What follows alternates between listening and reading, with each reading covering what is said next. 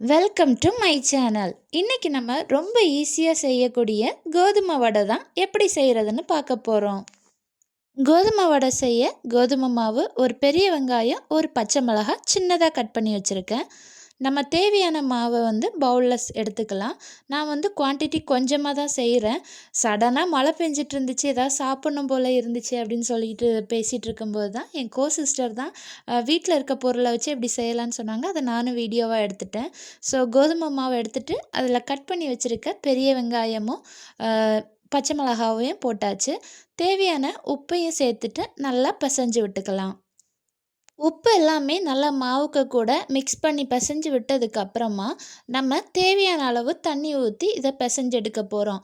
நம்ம எப்போவுமே சப்பாத்திக்கு பிசைகிற பதம் தெரியும், அதே பதத்துக்கு தான் இந்த வடைக்கும் நம்ம பிசைஞ்சு எடுக்க போகிறோம். கொஞ்சம் கொஞ்சமாக தண்ணி ஊற்றிட்டு நம்ம சப்பாத்தி மாவு பிசைகிற அளவுக்கு பிசைஞ்சு எடுத்தால் போதும். மாவு பிசைஞ்சிட்டு இருக்கும்போதே ஒர்க்கு சீக்கிரம் முடிகிறதுக்காக வடை சுட தேவையான எண்ணெயும் காய வச்சிட்டோம்.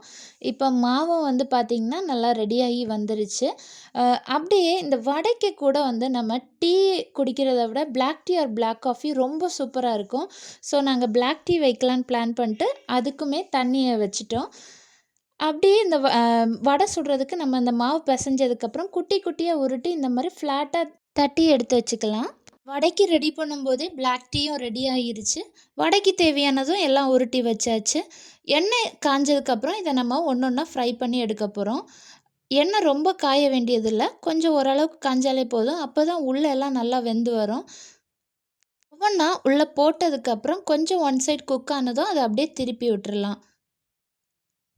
எப்போவுமே நம்ம எதையாவது ஃப்ரை பண்ணணுன்னா ஆயிலை ரொம்ப கொதிக்க விடாமல் ஓரளவுக்கு ஹீட்டில் வச்சு இந்த மாதிரி வேக வச்சோம் அப்படின்னா வெளியே கருகாமல் உள்ளாடி நல்லா வெந்தும் அழகாக வரும் பார்க்குறதுக்கே. இப்போ வடை பார்த்தாலே உங்களுக்கு தெரியும், லைட் கோல்டன் ப்ரௌனில் பட் நல்லாவே வெந்து வந்துருச்சு. இதை இப்போ வேற ஒரு பவுலில் மாற்றிடலாம். அவ்வளோதான், ஈஸி அண்டு குயிக்காக செய்யக்கூடிய கோதுமை வடை ரெடி ஆயிருச்சு. இதை நாங்கள் பிளாக் டீ கூட வச்சு சாப்பிட்டோம். ரொம்ப சூப்பராக இருந்துச்சு. நீங்களும் இந்த ரெசிபி செஞ்சு பார்த்துட்டு எப்படி இருந்ததுன்னு மறக்காமல் எனக்கு கமெண்ட் பண்ணுங்கள். என்னோடய வீடியோ பிடிச்சிருந்ததுன்னா லைக் பண்ணுங்கள்.